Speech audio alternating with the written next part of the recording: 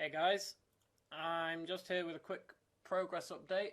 I've been doing a lot of coding over the past few days and I thought I'd share a little bit of what I've got. I've made some progress, got one step forward. So I'm going to jump right in because that's what I like to do. If I open Visual Studio,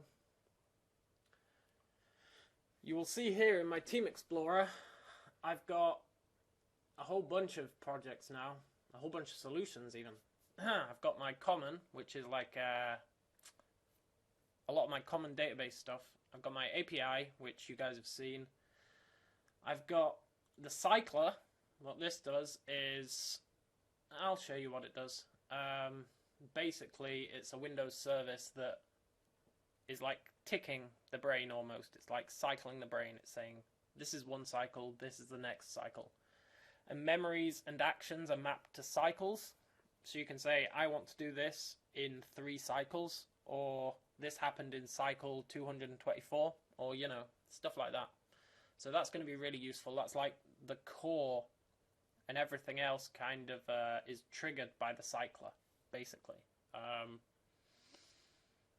Then we've got wisdom, which is another nice little solution. This is the one that is going to be in charge of, when memories are received, it's going to be in charge of kind of storing the memories, putting them into short-term memory, or figuring out their meanings. It's also going to look at experiences over time and try and figure out which actions were important in which experiences, so that it can come up with more defined kind of rules about the inputs and outputs that it has. And then we've got my test app, which I think I showed last time. So then I've got SeaCAT.solution, which is everything, so I'm going to load that up. Takes a bit longer than the others. Here we go. If I close all these, you can see here's all my projects. I've got my database project, quite a bit of stuff in there now. I've got these interests, which are a new idea of mine. An interest is going to be basically, you'll be able to tag an action as interesting to the AI and say whether it's good or it's bad. That's what the score is for. So you'll be able to say, when this button is pressed, that is good, right? And it will get some good interest out of it. And so it will try to have more interesting things happen to it that are good, and it'll try and avoid things that are interesting in a bad way. That's basically the idea behind the interests. Because I have these experiences, and an experience is going to be made up of memories, possibly made up of ideas as well, I'm not sure. I think when he sends the idea, he might store a memory of that, but I'm not 100% sure yet. That's going to be interesting. It's just another one of my ideas that I've got to fully flesh out, you know. But so that's my table. Nothing too exciting there. I've got my cycles. Each cycle has a start time and it has a value. It doesn't really need the value, but it does make it a bit nicer for planning, I think. If the AI says, I want to do this in 5 cycles time, if he was doing that with start time, it would be a little bit awkward. Start time is there just for human purposes, you know. When I look in the database, I will be able to see what time a cycle was. So that's just there for me. The AI won't really use that. I mean, it might do if you give it access to a clock so that it can actually receive some date time data, and then it might start figuring out which cycles stuff happens in, if that makes sense, and plan around that.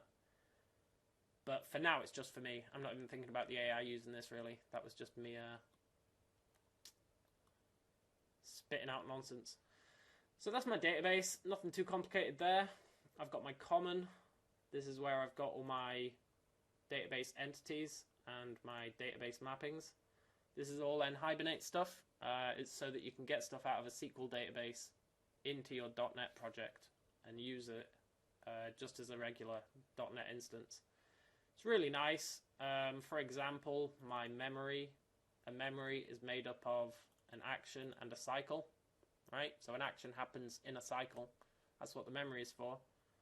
And then if I go to the memory map, you can see the memory class references an action, but the action, you actually get it from the action ID. So if I look at memory in my database, you can see here it's got an action ID. So what this is saying, basically, and I'll do a full video on this if anyone's interested, is go to the action table, get the ID that matches our action ID column, and that is your action. And then it does the same for cycle. And then when you load a memory in your actual application, it will pull down the action and the cycle from the database by getting their IDs and then building up those items as well. So you get some really nice kind of database management stuff going on within Hibernate. It's really good. There's not much more to this. I've got my database reader, my database writer. They're pretty basic. They're just using sessions to save objects. Nothing too exciting here. There's probably better ways I could be doing all this stuff, but I don't care just yet. Optimization comes in the future. So there's not really much else in there. There's a cycle controller, which is taking a reader and a writer, and it is creating a cycle if there isn't a cycle already, and then it fires off events each time a new cycle is triggered, and it also creates a new cycle and puts it in the database. This might be a bit heavy if it's going to be doing it like every, I don't know, whatever the uptick rate is, maybe like, I'd want to get it down to like 30 milliseconds per cycle in the end, eventually, one day, way down the line. For now, I've got it at like 100 milliseconds per cycle, and that seems to be fine. So that's good. That makes it responsive enough, but not super responsive. So that's fine. In the API, we've got all the stuff you saw before, just the action, the sense, and the provider stuff. The action I might not actually need to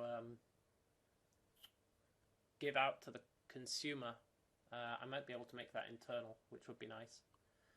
I've got these nice data serialization methods for serializing all my data into strings and XML documents and all kinds of stuff. So they're quite nice. I've got my data sender, my idea provider. So this is when you are creating an API, you will be able to create a sense, but then you will also be able to give the AI ideas. So you will be able to say,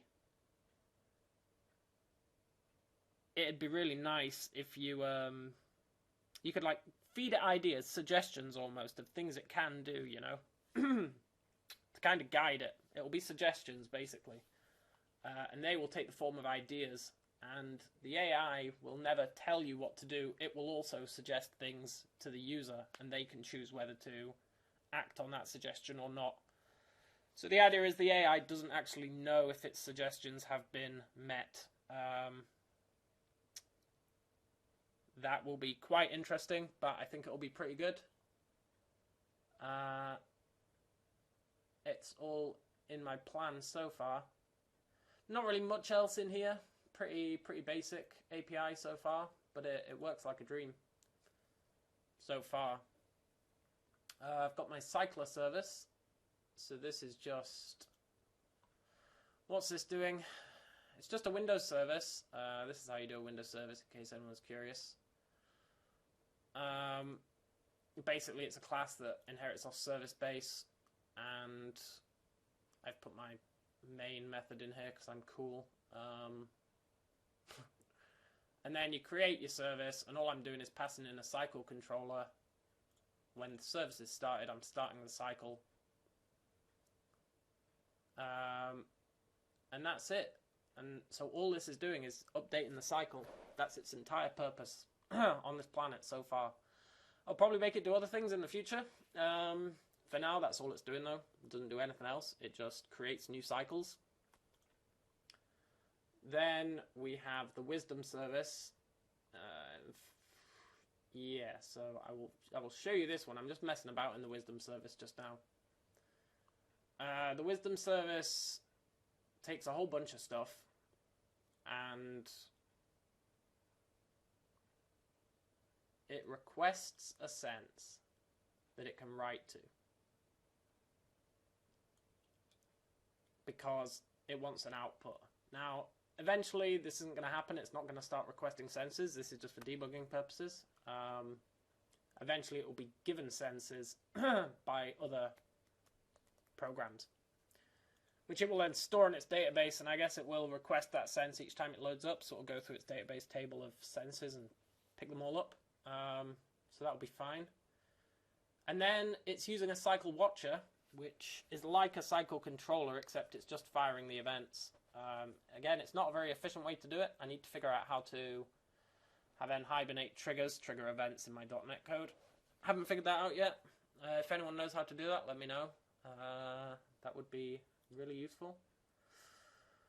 And then in the cycle, it is getting all the memories for the previous cycle that... Now this is weird. I'm doing it so that it can't write to them, which means basically the other two options both have read. So it's saying get every memory that I am entitled to see, or that I'm meant to see, and then get all my interests, and then filter out my interests to any interests that are part of my memory, right? So he's got all his memories for the last cycle. If any of them are of interest to him, currently he's just writing interest triggered, right? That's all he's doing. He's not really doing anything else, but that's fine, just for now. And it's not all he's doing, right? He's also sending back an idea if the actions contain bool. Now this is where it gets a bit weirdly interesting, because it means when I send good feedback, he's interested by it, and he will send on or off, right? So he does both. That's me kind of rambling, but that's basically what he's doing, right? And then finally, I have the good old test app. This is the one that I was dicking about in last time. I've updated it a bit to start kind of simulating the light bulb test. So we create a switch, which is a sense. We create a bulb, which is a sense. We create a reward, which is a sense. And we create a punishment, which is a sense. So you can imagine these are all buttons, and this is a light bulb, right? We then send two interests to the AI. So we say you're interested in the reward button being pushed, and that gives you 5, right? And you're interested in the punishment, but that is giving you -5. So that's pretty good. In fact, if I go back to... I'll just do this quickly. This is just meant to be a short video, but... Interest triggered. Score. And then this can be interest.score.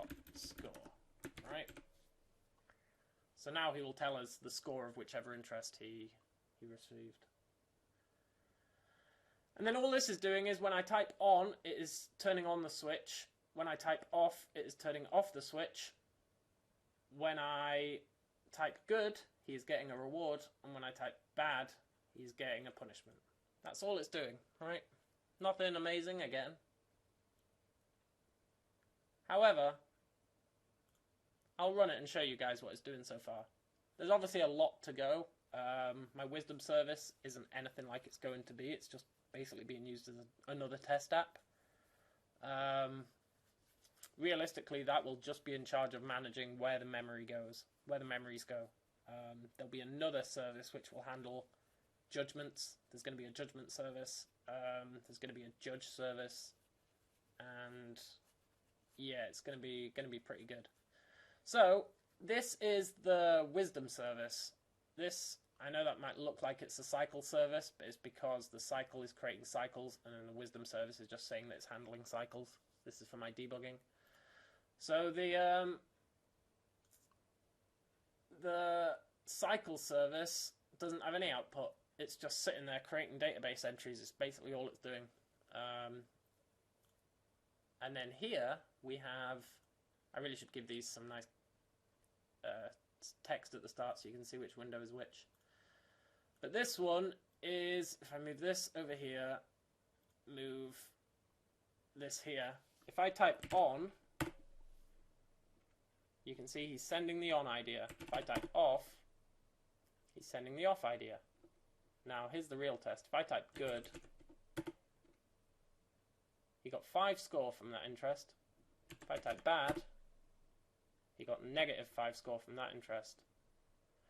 But you'll notice he's still sending on because he's still getting some data that has a positive value.